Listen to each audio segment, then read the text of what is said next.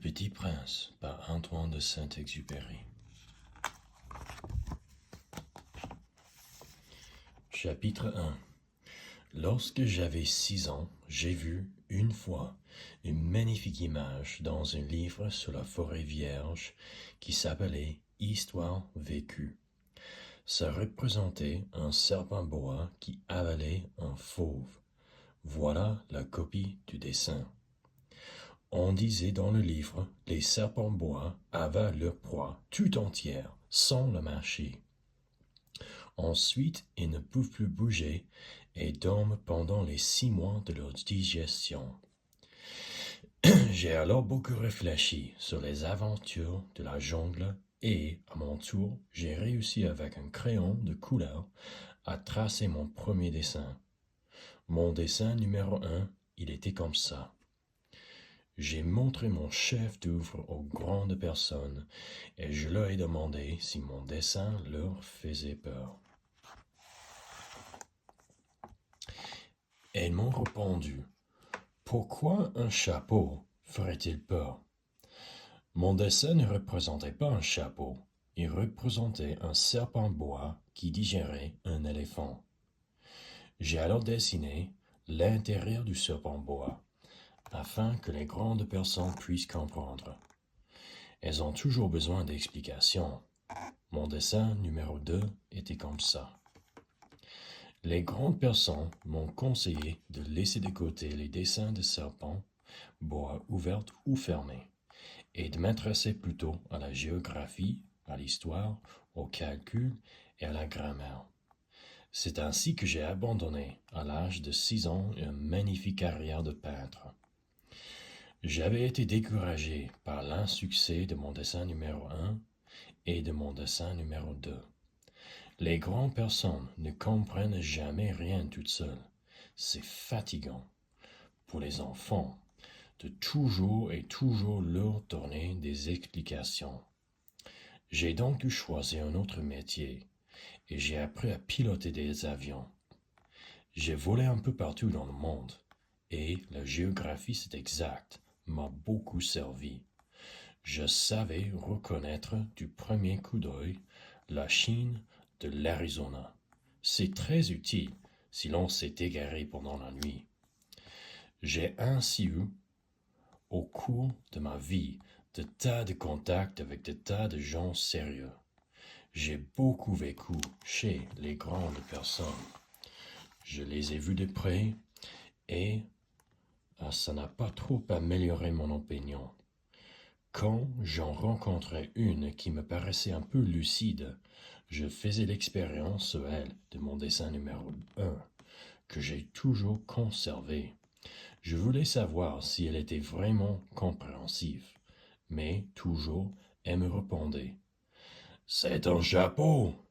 Alors, je ne lui parlais ni de serpent bois, ni de forêt vierge, ni d'étoiles. Je me mettais à sa portée. Je lui parlais de bridge, de golf, de politique et de cravate. Et la grande personne était bien contente de connaître un homme aussi raisonnable. Chapitre 2. J'ai ainsi vécu toute seule, sans personne avec qui parler véritablement, jusqu'à une panne dans le désert du Sahara, il y a 6 ans. Quelque chose s'était cassé dans mon moteur, et comme je n'avais avec moi ni mécanicien ni passager, je me préparais à essayer de réussir toute seule une réparation difficile.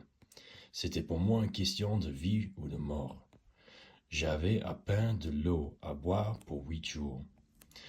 Le premier soir, je me suis donc endormi sur le sable à 1000 milles de toute terre habitée.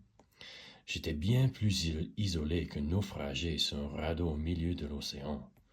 Alors, vous imaginez, sur ma surprise, au lever du jour, quand une drôle de petite voix m'a réveillé. Elle disait « S'il vous plaît, dessine-moi un mouton. » Hein? Dessine-moi un mouton. J'ai sauté sur mes pieds, comme si j'avais été frappé par le foudre. J'ai bien frotté mes yeux. J'ai bien regardé et j'ai vu un petit bonhomme tout à fait extraordinaire qui me considérait gravement. Voilà le meilleur portrait que, plus tard, j'ai réussi à faire de lui. Mais mon dessin, bien sûr, est beaucoup moins ravissant que le modèle. Ça, c'est pas ma faute. J'avais été découragé dans ma carrière de peintre par les grandes personnes à l'âge de 6 ans et je n'avais rien appris à dessiner sauf les bois fermés et les bois ouverts.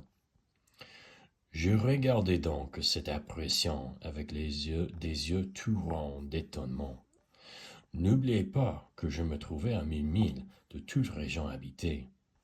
Or, mon petit bonhomme ne me semblait ni égaré, ni mort de fatigue, ni mort de faim, ni mort de soif, ni mort de peur.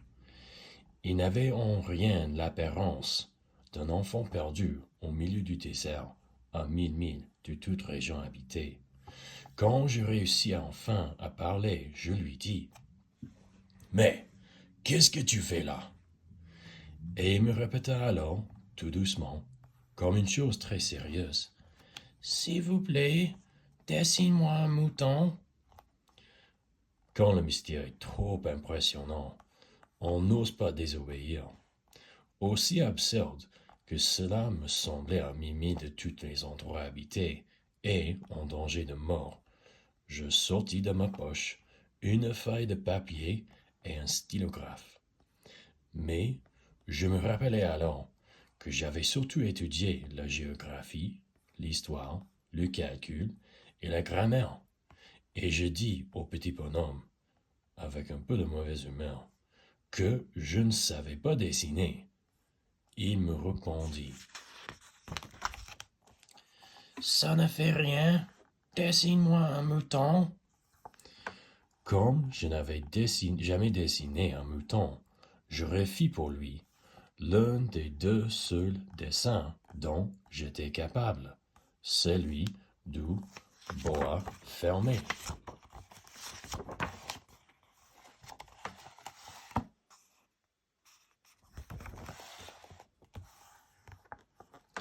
Et je fus stupéfait d'entendre le petit bonhomme me répondre: Non, non, je ne veux pas d'un éléphant dans un boa.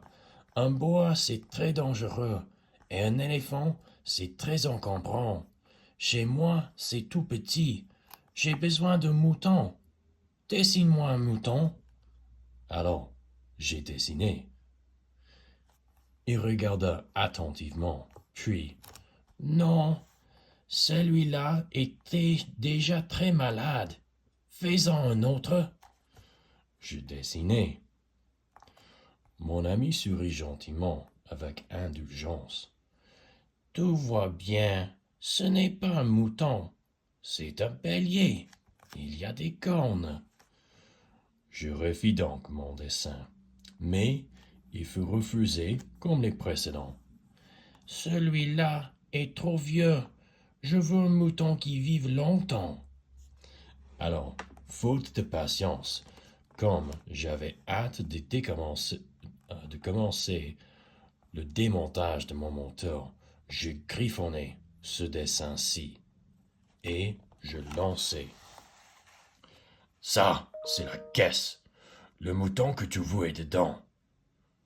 Mais je fus bien surpris de voir s'illuminer le visage de mon jeune juge. C'est tout à fait comme ça que je le voulais. Crois-tu qu'il faille beaucoup d'herbe à ce mouton? Pourquoi? Parce que chez moi, c'est tout petit. Ça suffira sûrement. Je t'ai donné un tout petit mouton. Il pencha la tête vers le dessin. Pas si petit que ça. Tiens, il s'est endormi. Et c'est ainsi que je fis la connaissance du petit prince.